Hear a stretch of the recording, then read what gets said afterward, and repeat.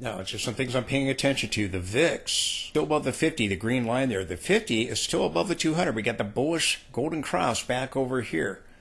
That we're going to see more volatility as long as that 50 remains above the 200. Now, as the VIX got back above the 200 period moving average, the 50 followed, we had the spike in volatility. We saw the sell-off from the July high. We saw the sell-off over here after the August peak. We end up getting a Fed pivot rally. That's now happening. Stay above the 50 period moving average. Bad things start happening on the S&P 500. If we drop below it, we buy a little bit more time. But the 50 is above the 200. Not good for the S&P 500 going forward. If we look at the VIX relative to the S&P 500, they are diverging. Lower window, I have the S&P 500. It's moving to a new high. The VIX relative to the S&P 500 making a lower high, just like it did back at the 2022 top over here. Did I say 2022? 2007, pardon me. This is a 2007 top ushered in the bear market. We're doing the exact same thing we did back over there. Now, during the bull market, we had major corrections, and we've seen divergences develop in 2018, 2020, 2022. That's the 2022 top. I meant to say 2007 over here. The corrections also seen divergences. Again, I think that there's a possibility based on the monthly trend lines that we start seeing a reversal. The reason why we've seen the go on for so long is because of Fed meddling with the markets with QE after round after QE after round of QE infinity and beyond. Markets addicted to low rates and QE. You see lower rates because of the recession that's coming, still doing quantitative tightening right now. Fed can't bring back QE infinity and beyond. At least they can't do it right now. Maybe they do it later, but they can't do it right now for risks of causing inflation to soar. But this is a huge warning sign. This is what happened back at the 2007 top. Now below, I talked to you about the 50 and the 200. The 50 right now on the daily chart is above the 200 period on the VIX. I don't have the VIX showing here. I just have the moving averages. The moving average in green is the 50. The black line is the 200. And again, that 50 above the 200, it leads to corrections like what we had over here. You can see the 50 getting back above the 200 several occasions. And here in 2022, it got back above it. We had the sell-off. Every time the 50's gotten back above the 200, as it is right now, we've seen a major sell-off or a bear market. And over here, it was with a bear market in 2007-8 on into the 2009 low. But 2010 we had it, 2011 we had it. Let me just show you the dates here. Down below, again, 2015-16, we had a major sell-off over here, 2018, 2020, 2022, and here we are, right here. Look at that, the 50 above the 200s I keep talking about. That's telling us that, hey, another major correction or a top, one or the other, is about to unfold. This says it's going to be a major top based on the trend lines, based on the divergences that I'm seeing. We have that bullish golden cross on the VIX that I keep warning about in the daily time frame. Again, we've got the S&P VIX ratio diverging with the S&P 500 just as it did at major corrections or back here in 2007. S&P 500 daily chart. I believe momentum is going to form a divergence in the daily time frame. A lot of signals are starting to set that up, like on the MACDs and the RSIs. Get it here with momentum. It looks like a nice looking divergence developing. Again, we've been predicting new highs, getting it, but I think it's going to come to a conclusion. The area told us something was about to happen. I told you it would likely be a move. The upper boundary of the rising wedge, which I showed you in my last update, and the upper boundary of the channel in the weekly time frame towards our long-term upper boundary on the monthly chart. Again, that's all now happening. So again, I think this divergence is likely going to complete at some point next week on the S&P and start. I think we'll see a peak and the start of a reversal. The momentum line turned bearish, but again, we formed that triangle I talked about, horizontal support, and now it's breaking out the resistance levels that I've been talking about. Momentum line turned back to bullish. So again, I'll be watching for the next time it turns bearish. When that happens, divergence will have completed and we'll be starting a reversal. The divergence that developed at the July 16th peak, we had a little divergence with momentum there. NASDAQ made a lower high. Again, got the gray shaded area, and this happened, went negative, and then we bottomed out Again, I'm going to be watching for that divergence to complete S&P 500 daily chart here. Warning signs at the July top, I warned you about those as they were forming. We'll see if we get them here with the peak or as a reversal starts. NASDAQ does have the divergence going on as well. It did move slightly higher than the previous peak right here. Still not filling the gap yet. I think we do fill the gap from back over here. I think we'll complete that divergence next week, and then I think we'll start complete a peak with a lower high, lower than the July peak, and start a reversal. Again, my signals remain bullish. Had flipped back to bearish. I still thought it was going to go higher. It did. Momentum line turned red. We had a bull flag. We broke out of it, tested it, and momentum is now bullish. Likely going to change in the not too distant future. My guess is we'll see a peak and the start of reversal, and we could see that as soon as next week. Watching for these divergences to complete. NASDAQ daily chart. Live it, love it, learn it. Please support the channel with the link directly below. That allows me to be able to provide you this information. If you like the chart, if you like the indicators, let me know that by supporting the channel. Just put it all out there for free and ask that you support the channel. I don't have any sponsors. Turn all those offers down. Just a direct relationship with you. But I do need to hear from you in order to make it work. Anything helps. Follow the link below to take you to a secure site. You can donate any amount you want or make it a recurring donation. But please consider partnering with me today. Upper window S&P. This is growth. It's diverging with the S&P 500. That's exactly what happened at the 2022 top. And other turning points, we've seen them diverge, marking tops and bottoms. This is a real problem right here and doing exactly what it did at the 2022 top. This is growth relative to value, and it's diverging with the S&P. And we know that the VIX relative to the S&P 500 are diverging. And we know the NASDAQ relative to the S&P, again, diverging. Diverged at the July 2022 top, or our 2024 top, our peak for the NASDAQ. We're going to get larger diversions right now. NASDAQ relative to the S&P 500, and they diverged back at the 2022 top for the S&P. Recall, NASDAQ had already peaked in 2021, and the NASDAQ relative to the S&P diverged with the S&P 500 as it has done at other major tops and bottoms. It's doing it right now. This is, again, another huge red flag. Now, I wanted to address this in the last video. Didn't have time, had to cover other things, but I want to be talking about these Bollinger Bands in the daily time frame. Again, I've been talking about this gap fill ever since back over here. I told you eventually this gap was going to get filled because I believe this is a top. And again, probably going to fill the gap. Now, I believe that NASDAQ has topped.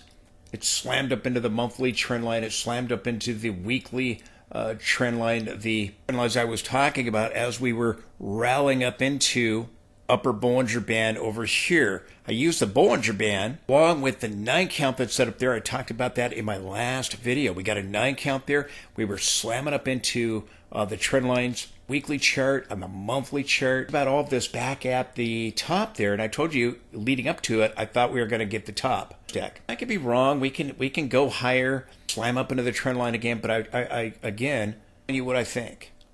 We sold off the very next day. I told you, hey, I believe that's the top. I told you going into it, I believe the top is about to develop. I told you right here, sold off 500 points. I told you we were going to rally back up to the 78.6 Fibonacci, bounce off the 10, and get a lower high. We did, and diverge with the S&P 500. That is exactly what happened. And NASDAQ got a lower high. S&P got a higher high. And we had this gap. The gap fill is 20,398, the 20,400 area. Eventually, we're going to that gap. My signals were saying, hey, a sell-off's going to happen. We sold off. But eventually, we're coming back to fill this gap. Here we are. S&P, it sold off over here. And again, I predicted that July sell-off. I told you the S&P has likely not topped. It's probably going to diverge with NASDAQ, and NASDAQ's going to come back up and fill this gap. So again, talking about this gap a long time, but here we are. We're right below it. Now, I think we're going to get a gap fill, and I think we're going to push above that upper Bollinger Band, but then I think we're going to turn and sell off. Now, again, the Bollinger Band, sometimes you come up and you tag it. Sometimes you come up near it. Other times you get a close above it or below it and tagging it, close below it, got a rebound. I think that here we are just under it. We were over here at the August high. I think we're going to get a close above it. And so I want to make you aware of upper band right now currently, and this will likely continue to move higher until we get a reversal starting. But as what I'll be watching for next week is a close above the upper Bollinger Band or a tagging of the upper Bollinger. You know, we push up through it, but then can't close above it. Possible. But a good chance we could see a close above the upper Bollinger Band and fill the gap here at the 20,398 area, and upper band is at 20,416. That's, again, could continue to rise. It could overthrow this 20,400 area. I don't think we're going to go up above this high right here, which is the 20,000, just under 20,700, the high 20,600 area. I don't think we're going to exceed that, but I do think we're going to see a peak here, and I think you could see that next week. Again, the divergences are nearly done on the NASDAQ. The indicators like the MACD that I've been talking about, like momentum, currently has a divergence. Maybe we just go to an extreme, but we currently divergence on the RSI. So I'll be watching. Do we get a topping tail come up here and turn? Do we get a close, rally and get a strong close here? Do we close above that upper Bollinger Band, or do we push up through it but then reverse off of it? We'll see how it plays out, but I think that, again, it's highly probable that that's going to be the case. I do about different catalysts in my last video. Still think there's a strong possibility. Tensions in the Middle East with Israel responding to Iran's missile attack from October 1st. I think that could be the catalyst that gets the ball rolling here. I think we'll likely see volatility surrounding that. And I think that's probably going to happen next week. Rally Monday, maybe Tuesday on, maybe Tuesday night, Wednesday, Thursday, on into the weekend. You can see Israel respond. I think the odds of that are very high. Again, the risk is an oil shock. The risk is a spike in oil. If the oil facilities are the target, we don't know that, but again, just something to pay attention to. But I think this rally is going to continue on into next week, but I think we could see a reversal. And by the end of the week, I think the S&P break its winning streak, its 5-week winning streak. So watching this upper band here on the NASDAQ. Now, if I just change charts, you can see that, again, the Bollinger Band is directly overhead of the gap fill. But as we're doing that, we're forming these divergences. Momentum, last update I showed you by the MACD, there's a lot of different indicators that are forming divergences in the daily time frame. So I think we're going to go higher, that gap, likely overthrow it, but then I think we're going to turn and sell off very quickly. And I think that a peak and a reversal next week. Wrong about a lower high. We'll exceed this level. Then I'll be watching the trend line in the weekly time frame. Also that monthly time frame. And again, hit it back over here. Well, NASDAQ had volatility on Friday. It still ended higher. Tesla was dragging it down. Tesla dropped sharply. What was it? 6 or 7% back to the trend line of support. It still squeaked out a gain there on NASDAQ on Friday, but S&P did have a stronger move, and it tagged the upper Bollinger Band. I'll be watching to see if we close it. And again, you can get a close. Here we closed above it, dropped back below it, then we inched a little higher. Did a couple more times before the drop. Here we closed above it, kept going, and then corrected sideways. When you get a tag of the upper Bollinger Band, often, or when you close above it, I should say, and then you drop back below it, usually it means you're about to get a corrective move. That correction can be sideways or a retracement, or it can lead to a reversal. Down here we closed below the band and closed back above it. It led to a reversal. Closed above it, closed back below it, and again, ended up diverging, as I talked about with the NASDAQ, and it led to a reversal and completing that divergence. So again, I think we're going to complete a divergence here on into next week in all likelihood. Probably see a close, maybe a couple above the upper band I think we're going to start turning. So again, I do think a chance the winning streak could be broken next week. Very well may be the tensions in the Middle East that do that. Currently, the upper band is dropped. It was at 52. I put the 2 in there twice. 57.21. Price at the intraday high, it was at 57.22 on Friday, and then it closed again 57.21 and some change. So again, I'll be watching for the divergences. I'll be watching that upper Bollinger band. NASDAQ and S&P and the gap fill on NASDAQ. Wouldn't be surprised to see the rally continue early on. NASDAQ and S&P top out next week and start to turn. Last update I talked about guideline. 2001 and 2007, we got the rally for 17 and 19 days. Do something similar to that? My guess is we will.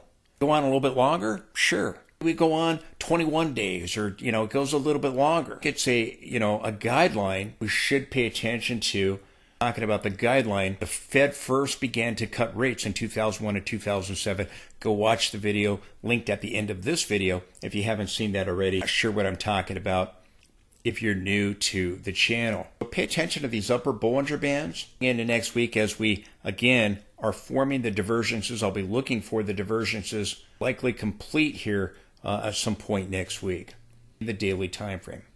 I want to continue to point out sequence counts. We're getting the 9 counts on the Dow and the S&P completing this past week. NASDAQ already had it here in the weekly time frame. S&P got it at that time, went a little higher, diverged with NASDAQ, as I've talked about in the daily time frame. NASDAQ had a 9 count in the daily time frame following week, but the week before, it got the 9 count, went a little bit higher, and got this sell-off. I believe the 13 count followed by the 9 count, the 13.9 double sequence count sell signal. I believe that marked a top for NASDAQ.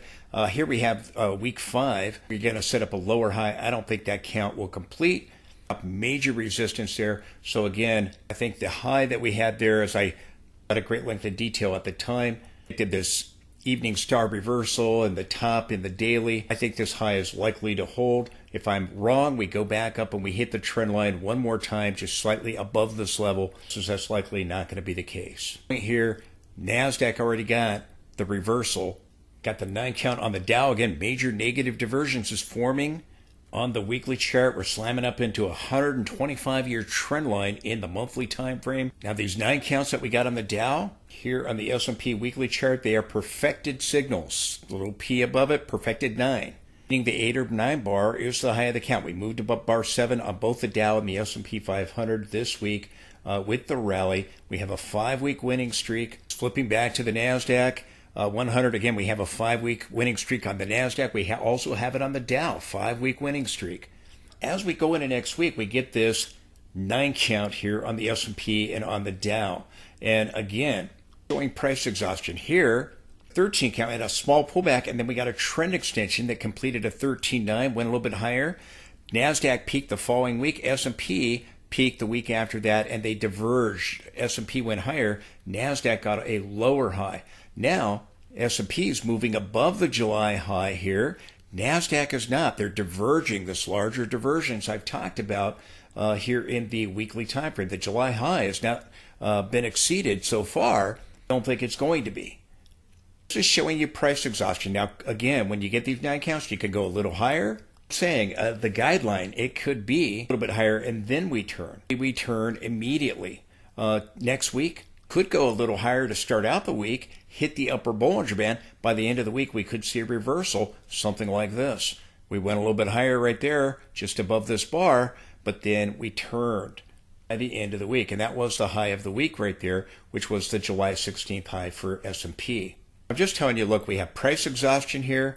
Might go a little higher and then turn, might turn with this. This is telling you, hey, you're either going to get a pullback, followed by a trend extension, an immediate trend extension, or a possible reversal. And again, the 9 count can be the high of the count.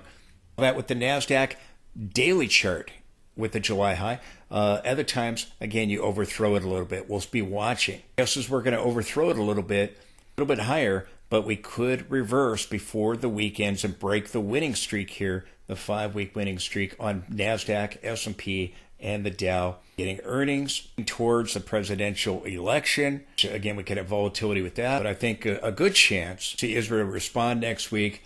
That could rattle markets for the short term. See what happens. As we're getting these 9 counts, we're up at major resistance levels in the monthly time frame. The upper trend line on the S&P and the weekly time frame, real fast, in monthly time frame. I've got this channel going on here in the monthly time frame. On the NASDAQ, again, the lower boundary here, and then the upper boundary here.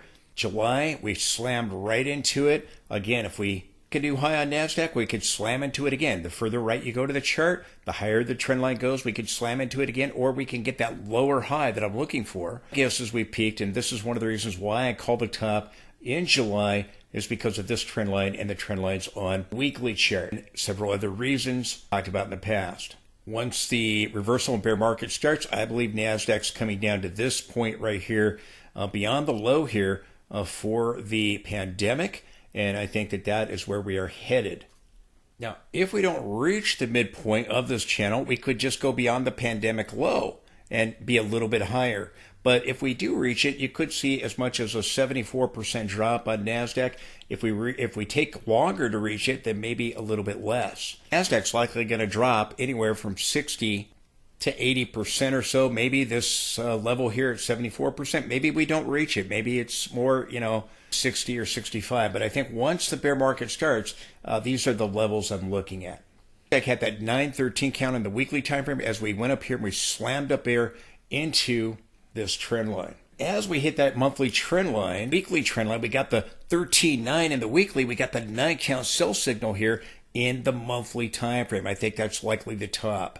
Looking for a lower high. Again, as I said, if we go up a little bit higher, we'll slam back into the monthly trend line again directly overhead. But I think this 9 count was likely the peak here on NASDAQ here. And this is the monthly chart, so don't get it mixed up. This is the monthly 9 count. In the weekly, we got a 13.9 back in. Here we had in the monthly time frame back in July, the 9 count. Again, these counts show price exhaustion as we come up and we slam into this long-term trend line. So again, you can tag it again. Guess is you're going to set up a lower high and diverge with the S&P 500. It's a parallel boundary from these lows here to the peak before the bursting of the tech bubble. Here we are hitting this level, July of 2024. That's going to usher in a bear market and terminate the bull market, which has already happened. I think we're going to get a lower high. NASDAQ's already started the bear market. Gets a lower high, then as it did peak in July if we do not exceed that level. Here we are on the Dow again. The Dow coming up to this 125-year trend line. A red trend line and a black trend line. The red one excludes the shadows in 2000. The black one includes it. Here we are coming up and slamming up into it again. Highly unlikely we're going to bust up through this level and just keep going. The 2022 top, the 2000 top. S&P 500, same thing. We're hitting this long-term trend line. I've included the shadow and excluded the shadow from 2000. Target level, excluding the shadows, 5750. We've already reached that level. You go higher, it could go up to 6,000. This is where I think we're headed.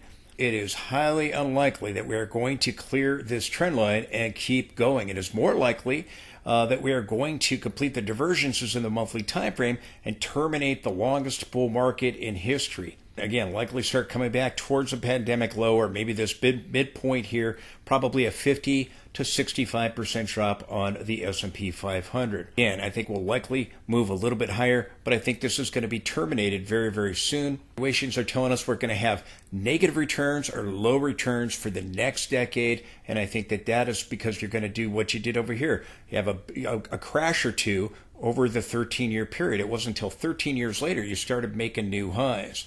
Same thing. And let's say this is a monthly chart. Again, are often associated with tops and bottoms. Here we got a 9 count. We had the topping process in 2007. This is a 2007 top. 5 months later in October, We just had the 9 count as I think the topping process is coming to a conclusion. So I think we're further along right here, but it did.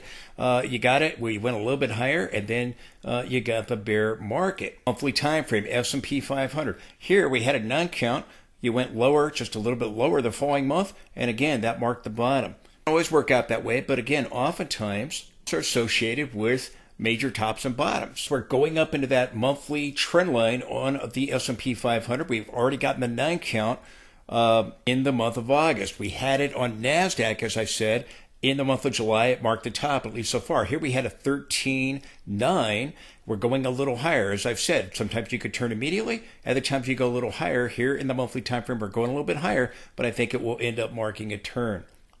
Very similar to what we had in 2022. We got the 9 count at the 2022 peak there, and topping process, we went a little bit higher, and then we got the turn. We dropped 27.5%. I think we're overthrowing this level, but I think it's going to lead to a reversal at the trend lines I'm showing you there in the monthly time frame. This week, again, as I've said, we get the 9 counts, Dow and the S&P in the weekly time frame. So again, seeing price exhaustion in the weekly time frame, you're seeing it here in the monthly time frame. Here's that weekly chart one more time on the S&P 500. So we'll be watching what kind of candlestick do we get next week. Do we get a reversal bar? Do we get a doji? Do we get a topping tail? Do we start strong and end weak, bearish engulfing? We'll be watching to see what kind of candlestick forms. Do we break our 5-week winning streak? But you've got price exhaustion in the weekly. You've got price exhaustion in the monthly as we're going up and hitting those major trend lines. S&P also forming a divergence as we go up and hit the upper channel line. I'll show it to you in a minute. I just want to go back further and just show you here. This is the linear scaling. I have a channel on the log scaling, a very, very nice channel. But look at the divergences that formed here. This was a 2020 top. And again, dropped 35% in 3.5 weeks. 2022 top. Again, the divergence was present. Here we got the lower high in the summer of 2023. And now you have another divergence that has formed. Very, very similar. I've pointed out the similarities between 2022 and 2024.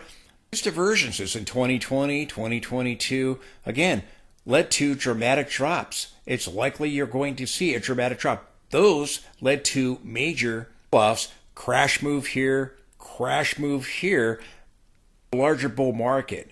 Bulls had told us that it wasn't going to happen, telling us, oh, that was the bear market and it's over. And we dropped 27.5%. We're now in this new bull market. The bull market never ended. The Fed has blown the bubble so big. These divergences are going to play out. Now, again, I believe it will lead to a reversal on the trend lines and multiple point divergences I'm seeing in the monthly time frame. But let me show you the channel here, as you can see. But I wanted to show you these divergences going way back all the way to 2020. Here it is up close, going back to 2022 here. This is the log scaling, and we have a pretty nice looking channel with the log scaling. And I've talked about this upper boundary being reached. I talked about the upper boundary of the channel in the monthly time frame being reached between 5750 and 6000. This one's about to be reached. Maybe we overthrow it. Maybe we tag it. I've went ahead and included the shadow. The trend line moved on me again. Sometimes this program, it does that. Let me check. Yeah, moved ever so slightly. I mean, previously when I showed you this chart, I excluded the shadow. Here I'm including the shadow. Again, we could still exclude the shadow and not go as high. But again, looking for a possible turn in this area and that window, that upper boundary of the channel in the monthly time frame. Now look at the divergences that are forming here in the weekly time frame on the MACD. You've got it on the RSI here. These signals, and it's really difficult to find an indicator that doesn't have a negative divergence or a triple negative divergence on the S&P 500 in the weekly time frame everywhere. Maybe you can find one that doesn't have it, but most of them that I'm looking at that I've seen have it, telling us reversal is getting ready to happen. But again, I've been predicting the rally, higher highs for the S&P, new all-time highs for the S&P, so NASDAQ can fill that gap at 20,400. I think that NASDAQ will fill the gap next week. I think S&P will slam up into this trend line, and then I think you'll see, in all likelihood, a reversal start. Now, again, see the peak and the reversal start the same week, especially if markets end up getting rattled with tensions in the Middle East or earnings or uncertainty about the presidential election or whatever the catalyst may be. We see an oil shock or something like that. But again, highly likely these divergences are going to play out, whether we get a top and then start a reversal or whether it happens during the same week. We've got a 5-week winning streak. I think that could be broken by next week. Here in 2022, when we had rallied up to new highs, we rallied for 2 weeks higher. Here we have a few more weeks than that. Again, likely moving towards this trend line and the trend line in the monthly time frame. But we moved to a new high, and that new high was followed by a reversal that week. It was the reversal bar, with that completing that divergence. So we could very well see the divergence complete something similar to that, where we move slightly higher, but then by the end of the week, you've got a reversal bar on your hands, much like what we had there in 2022. Are you picking up what I'm throwing down? You got divergences, bearish divergences galore everywhere here with momentum. I think it's about to complete.